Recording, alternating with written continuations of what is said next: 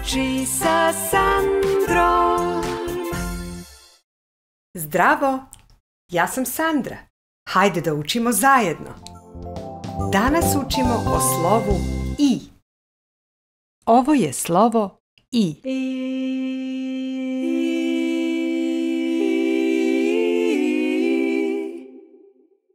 I je prvo slovo u reči igračka. I, igračka. I, imenik. I, irvas. Ovo je I. Ovo je I. Slovo I, ovo je I. Ovo je I.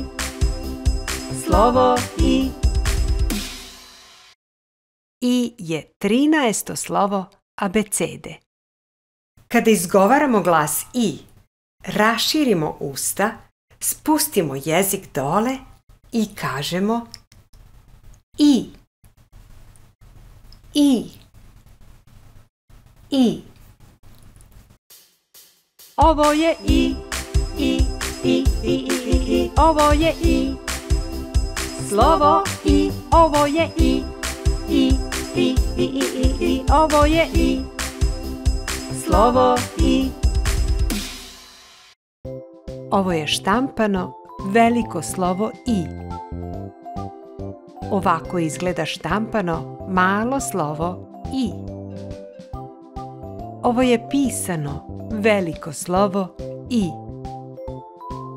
A ovako izgleda pisano malo slovo I. Ovo je I. Ovo je I.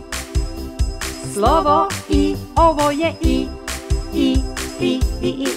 Ovo je I. Slovo I. Možeš li da prepoznaš slovo I u ovim rečima? Ptica. Avion. Krempita. Lisica. Hajde da se igramo zanimljive geografije. Evo ja ću da kažem reku, biljku i planinu na slovo I, a ti kaži državu, grad i životinju. Dakle, reka Ind u Indiji, planina Igman u Bosni, biljka Imela. A pazite se, ona može biti i otrovna i lekovita u zavisnosti kako se koristi. Dakle, vi mi napišite državu, grad i životinju na slovo I. Čekam vaše interesantne odgovore dole u komentarima. Ako vam se dopada ovaj video, kliknite na palac. Zapratite moj kanal klikom na dugme prati ili subscribe. A do tada, vidimo se sljedeće nedelje. Ćao, bubice.